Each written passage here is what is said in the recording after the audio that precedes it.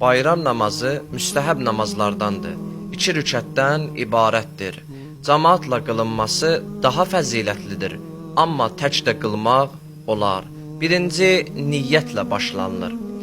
Fitr bayramı namazın qılıram, qurbətən ilallah, Allahu Ekber deyib başlanılır. Ondan sonra Fatihə surəsi oxunur, Qul huvallahu əhəd, İxlas surəsi və başqa surələr də oxumaq olar. Şəms surəsi daha müstəhəbdir. Və 5 təkbir deyilir və hər təkbirdən sonra qunut tutulur. Məsələn, Allahu Ekber, Allahümmə salli ala Muhammed və ali Muhammed. Allahu Ekber, hər təkbirin arasında qunut tutulur.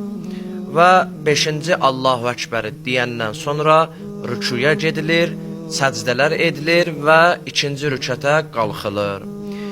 1-ci rükətlə 2-ci rükət arasında fərq budur ki, 1-ci rükətdə 5 təkbir var, 2-ci rükətdə isə 4 təkbir var.